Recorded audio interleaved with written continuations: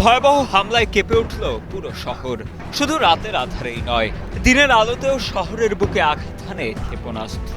মুহূর্তেই ছড়িয়ে পড়ে কালো ধোঁয়ার কুণ্ডলী, আর জনমনে দেখা দেয় নতুন আতঙ্ক। 20 সেপ্টেম্বর এমন ভয়াবহ হামলার ঘটনা ঘটে ইউক্রেনের দক্ষিণ মধ্য অঞ্চলের দিনিপ্র শহরে। সেই হামলায় অন্তত 3 জনের মৃত্যু হয়েছে এবং বহু মানুষ আহত হয়েছে বলে জানিয়েছে ইউক্রেন।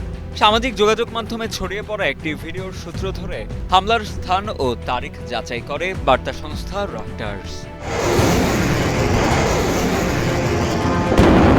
ভিডিওতে দেখা যায় আকাশ চিরে শহরের ওপর তেড়ে আসছে একটি ক্ষেপণাস্ত্র। এরপরই সেটি আঘাত হানে দানিপ্রোর একটি আবাসিক এলাকায়, আর নিমেষেই পুরো জায়গাটি পরিণত হয় অগ্নিগোলকে। ক্যামেরায় ধরা পড়ে সেই ভয়াবহ মুহূর্ত, যেখানে দেখা যায় ধ্বংসস্তূপের ওপর থেকে কালো ধোঁয়ার কুণ্ডলী আকাশের দিকে উঠছে। হামলার পরপরই ঘটনাস্থলে পৌঁছে যায় উদ্ধারকারী দল। আহতদের দ্রুত চিকিৎসা সেবা দেওয়া হয় এবং জ্বলন্ত অ্যাপার্টমেন্ট ভবনগুলো থেকে ধোঁয়া বের হতে দেখা যায়। ধ্বংসস্তূপের মাঝে দমকল বাহিনী ও উদ্ধারকর্মীরা রাত দিন কাজ করেন। হামলায় আবাসিক ভবনগুলোর ছাদ ভেঙে চুরমার হয়ে যায় এবং বহু গাড়িও ভেঙে দুমড়ে মুচড়ে যায়। বিকট শব্দে আমার ঘুম ভেঙে গিয়েছিল। জানালার কাঁচ ভেঙে আমার উপর আছড়ে পড়েছিল। আমি কোনো মতে আমার সন্তানকে নিয়ে সেখান থেকে বেরিয়ে আসি। ওর গায়েও কাঁচ লেগেছিল।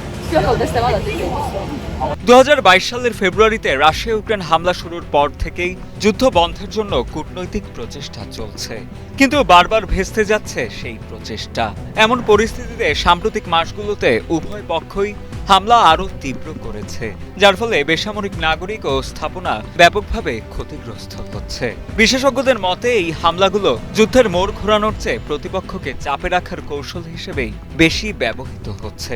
তবে এর ভুক্তভোগী হচ্ছেন সাধারণ মানুষ, যারা প্রতিদিন মৃত্যু এবং ধ্বংসের ভয়াবহতা নিয়ে জীবন যাপন করছেন। চলমান এই সংকটের শেষ কোথায় তা নিয়ে সন্দিহান সমর বিশ্লেষকেরা।